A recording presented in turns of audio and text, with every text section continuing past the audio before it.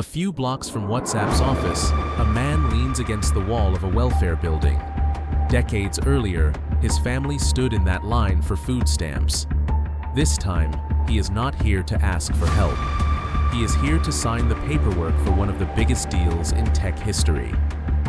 Facebook is buying WhatsApp for a deal announced at $19 billion. And the strangest part? Just a few years earlier, Facebook had passed on the people behind it. At first, this looks like a revenge story. It is not. It is the story of two rejected engineers who built the one thing Facebook could not afford to ignore. This is the story of WhatsApp, and it starts with a no. In 2009, Brian Acton was looking for his next move. After more than a decade at Yahoo, he had experience, money, and a front-row seat to the internet boom. But Twitter said no. So he posted, "Got denied by Twitter HQ. That's okay, would have been a long commute." A few months later, Facebook said no too. Facebook turned me down. It was a great opportunity to connect with some fantastic people.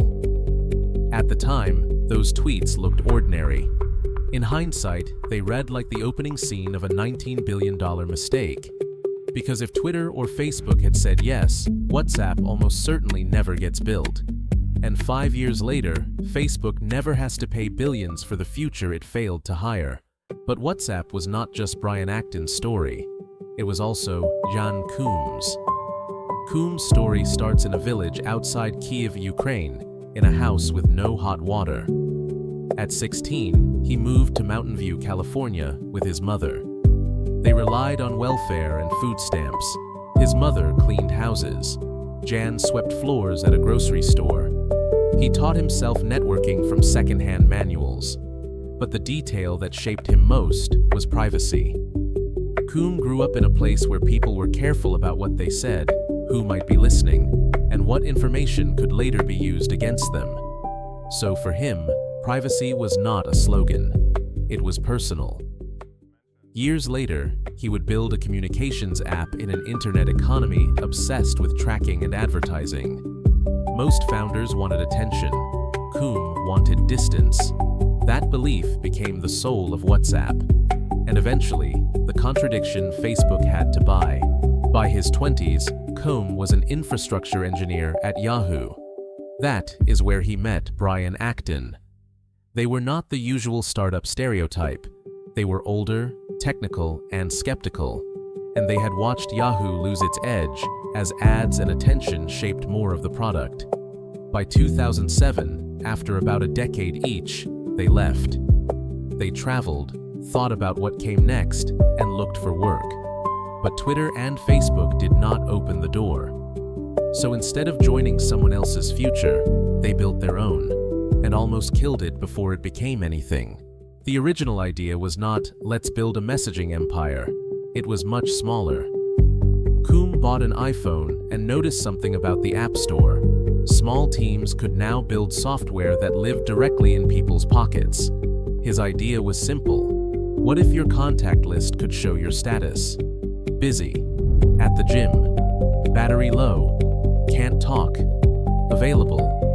It wasn't supposed to replace texting, just to tell your friends what you were doing before they called. He called it WhatsApp, a pun on what's up. Look at the phone.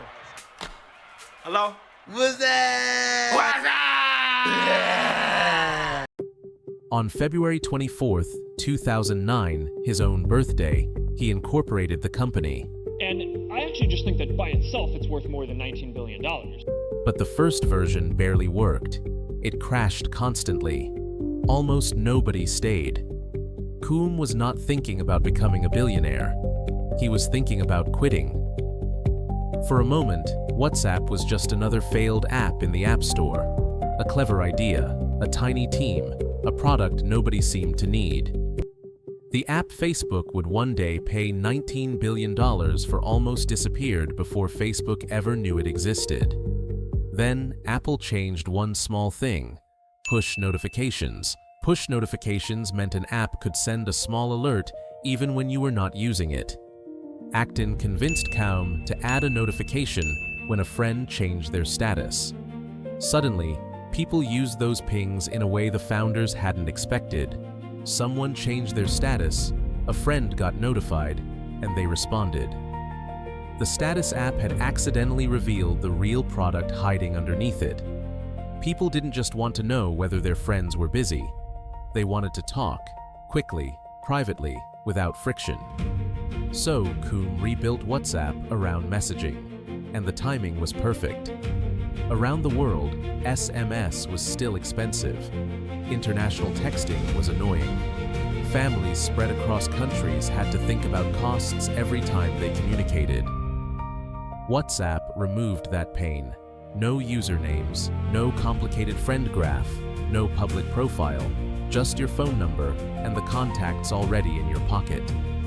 That simplicity made it spread, not because WhatsApp shouted louder, but because it solved a problem millions felt every day. Mentioned, we were just fortunate in a way that we stumbled into something that people really wanted. I think the credit goes to also being in the right time and the right place. Brian Acton came on board full-time and helped raise $250,000 in seed funding from 5 former Yahoo colleagues. They were not co-founders. They were early believers. That money gave the company time, enough runway to stop chasing jobs and keep building. A rejection had become space, and that space became WhatsApp.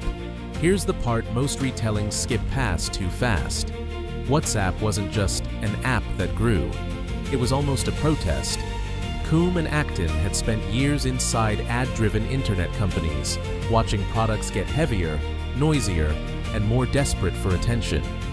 So they built the opposite. No ads, no games, no gimmicks. Koum kept those words written on a note taped to his desk. WhatsApp didn't want to become a social network, keep you scrolling, or turn your private life into an advertising profile. It wanted to send your message and get out of the way. That sounds simple, but in Silicon Valley, it was almost radical. The dominant business model of the internet was becoming clear. Get attention, collect data, sell access. WhatsApp refused that model. It charged a small fee after the first year and left people alone.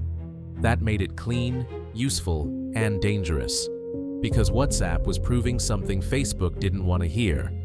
You could become essential without being addictive, grow without ads, own communication without owning attention.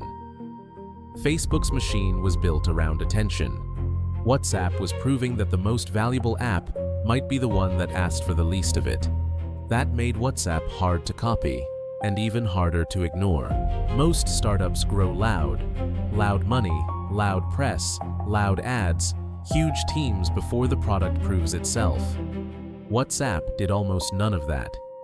It grew quietly, person to person, country to country, group chat to group chat. By 2013, WhatsApp had more than 200 million users, with a team of about 50 people. By early 2014, it had more than 450 million monthly users, adding around 1 million more every day. And that is when Facebook had a problem. Because Facebook wasn't just watching another app get big, it was watching the possibility that the world's daily conversations might move somewhere Facebook didn't control.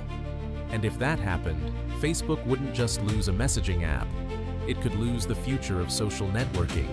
Facebook had already won social networking. But mobile messaging was different, more intimate than posting, more frequent than photos, more essential than a feed. People might check a social network when bored, but they opened messaging apps because someone they cared about was waiting on the other side. That made WhatsApp more than a competitor. In many countries, WhatsApp wasn't an app. It was how families, co-workers, small businesses, and communities stayed connected. According to later reporting, Facebook used analytics tools to understand how fast apps like WhatsApp were growing. And what it saw was not a cute messaging startup. It saw a company that could become the place where the world's conversations happened. Mark Zuckerberg didn't see a feature to copy. He saw a future he might have to buy before someone else did.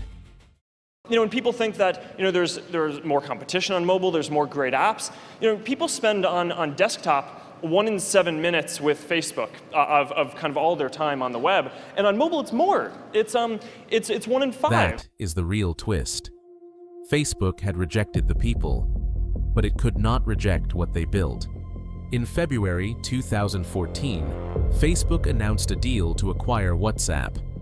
The number everyone remembers is $19 billion, technically built from roughly $4 billion in cash, $12 billion in Facebook stock, and another $3 billion in restricted stock for WhatsApp's team. At the time, people called the price insane. WhatsApp had little revenue, no ads, a tiny team. But Facebook wasn't paying for what WhatsApp was that day. It was paying for what WhatsApp could become, the default messaging layer of the world. Why did you do it, and what does it mean? Well, WhatsApp is a great company, and it's a great fit for us. Already, almost 500 million people love using WhatsApp for messaging. To finalize the paperwork, Koum chose a place just blocks from WhatsApp's office, the same welfare building where he and his mother once lined up for food stamps. He didn't rent it out or stage a dramatic ceremony. He simply signed there, leaning against the wall, and made sure people knew why. Decades earlier, that building represented survival.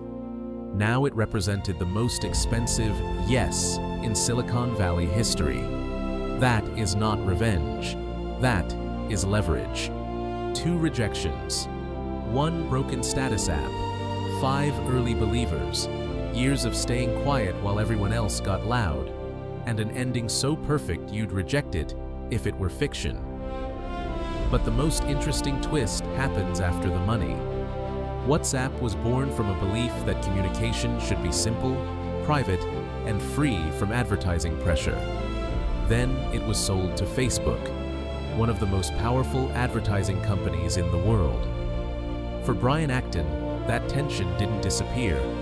In 2017, he left Facebook, then put $50 million of his own money into Signal, the encrypted messaging app, becoming one of Facebook's loudest privacy critics.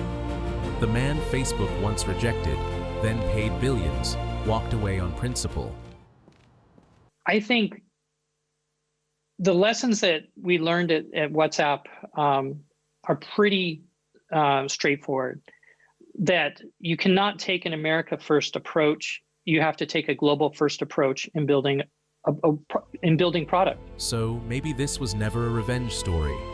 Maybe it was something sharper. Proof that rejection doesn't always mean you were wrong. Sometimes it means the people judging you can't see the future yet. And sometimes, if you build that future anyway, they have to come back and pay for it. Facebook rejected the people, but it could not reject the world they built. If you made it to the end, thank you. Subscribe for what comes next. There are many more stories like this one.